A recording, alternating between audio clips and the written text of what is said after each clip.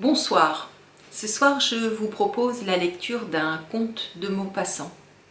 Donc, je vous laisse vous installer confortablement et on va débuter la lecture. Promenade. Quand le père Lerat, teneur de livres chez messieurs Labuse et compagnie, sortit du magasin, il demeura quelques instants ébloui par l'éclat du soleil couchant.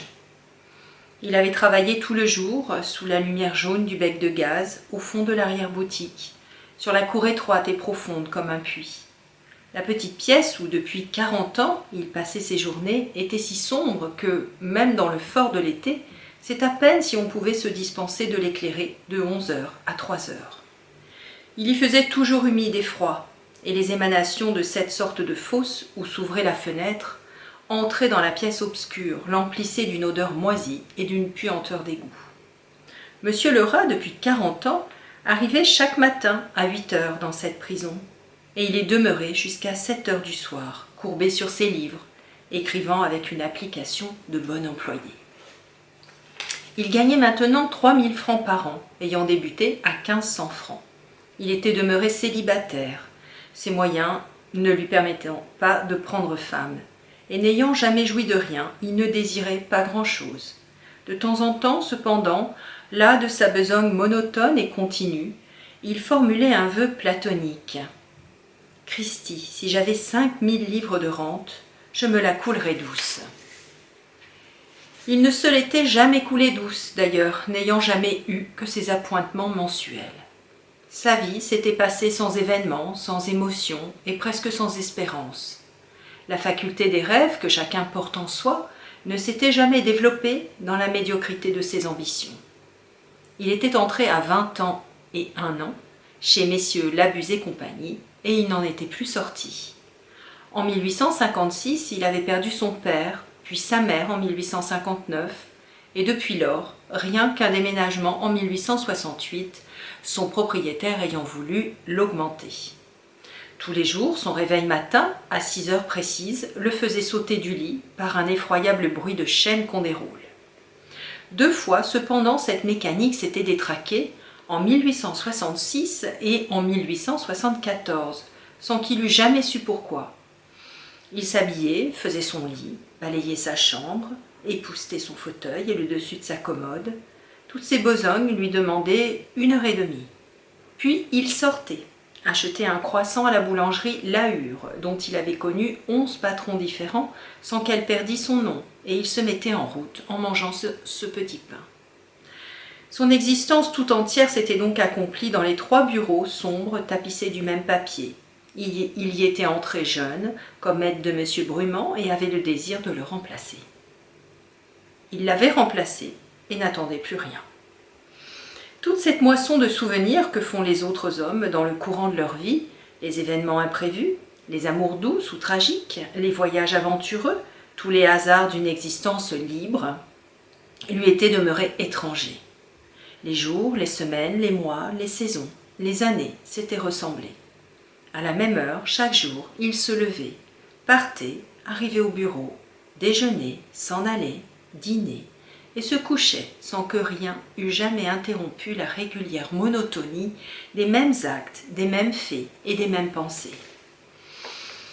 Autrefois, il regardait sa moustache blonde et ses cheveux bouclés dans la petite glace ronde laissée par son prédécesseur. Il contemplait maintenant chaque soir, avant de partir, sa moustache blanche et son front chauve dans la même glace.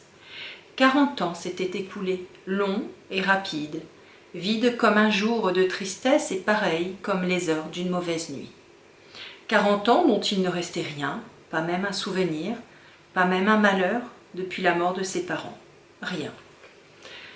Ce jour-là, M. Lerat demeura ébloui sur la porte de la rue par l'éclat du soleil couchant, et au lieu de rentrer chez lui, il eut l'idée de faire un petit tour avant dîner, ce qui lui arrivait 4 ou 5 fois par an. Il gagna les boulevards où coulait un flot de monde sous les arbres reverdis. C'était un soir de printemps, un de ces premiers soirs chauds et mous qui troublent les cœurs d'une ivresse de vie. M. Lerat allait de son pas sautillant de vieux. Il allait avec une gaieté dans l'œil, heureux de la joie universelle et de la tiédeur de l'air. Il gagna les Champs-Élysées et continua de marcher, ranimé par les effluves de jeunesse qui passaient dans les brises. Le ciel entier flambait, et l'Arc de Triomphe découpait sa masse noire sur le fond éclatant de l'horizon, comme un géant debout dans un incendie. Quand il fut arrivé auprès du monstrueux monument, le vieux teneur de livres sentit qu'il avait faim, et il entra chez un marchand de vin pour dîner. On lui servit devant la boutique, sur le trottoir, un pied de mouton poulette, une salade et des asperges, et monsieur le rat fit le meilleur dîner qu'il eût fait depuis longtemps. Il arrosa son fromage de brie d'une demi-bouteille de Bordeaux fin, puis il but une tasse de café, ce qui lui arrivait rarement, et ensuite un petit verre de fine champagne. Quand il eut payé, il se sentit tout gaillard, tout guilleret, un peu troublé même. Et il se dit « Voilà une bonne soirée. Je vais continuer ma promenade jusqu'à l'entrée du bois de Boulogne, ça me fera du bien. » Il repartit. Un vieil air que chantait autrefois une de ses voisines lui revenait obstinément dans la tête. Quand le bois reverdit, mon amoureux me dit « Viens respirer ma belle sous la tonnelle. » Et il le fredonnait sans fin, le recommençait toujours. La nuit était descendue sur Paris. Une nuit sans vent, une nuit d'étuve. Monsieur le rat suivait l'avenue du bois de Boulogne et regardait passer les fiacres.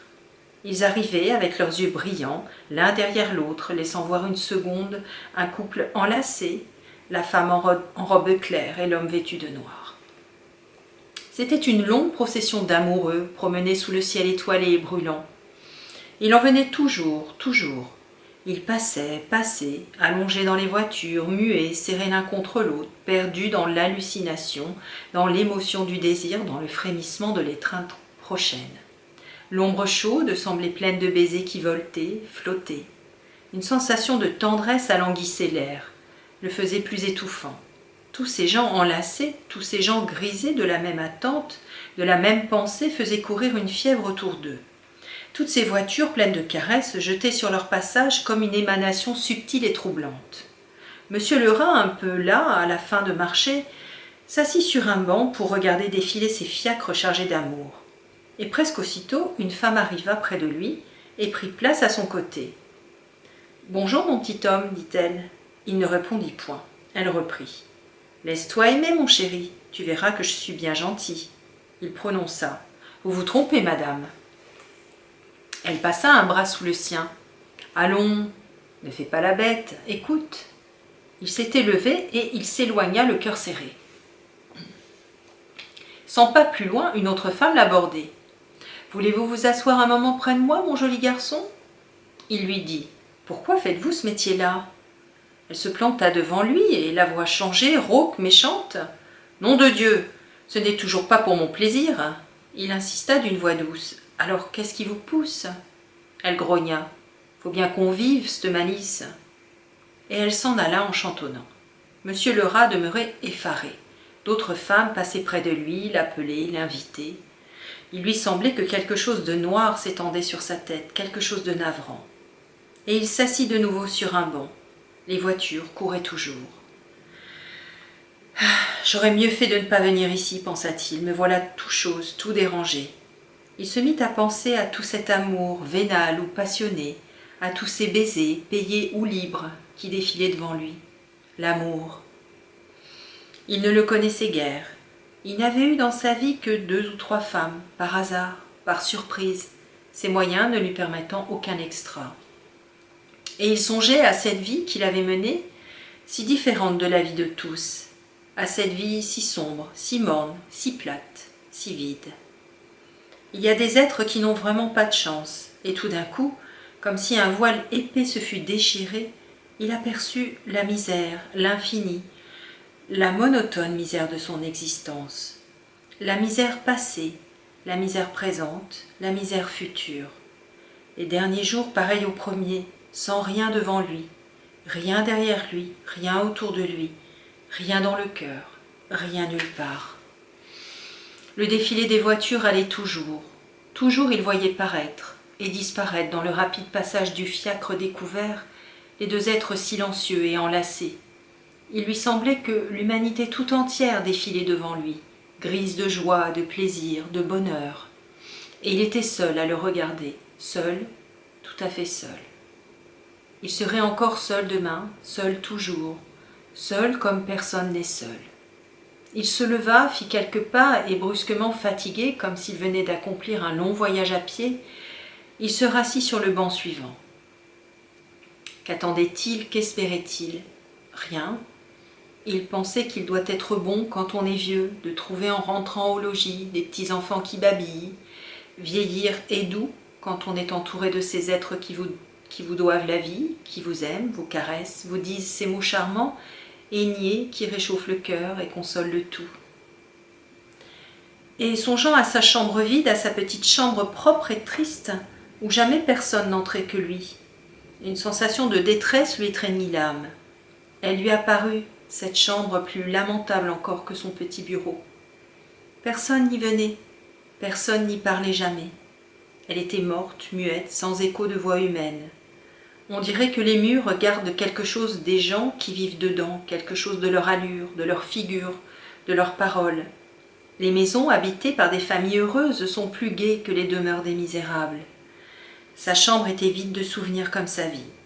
Et la pensée de rentrer dans cette pièce tout seul, de se coucher dans son lit, de refaire tous ses mouvements et toutes ses besognes de chaque soir l'épouvanta.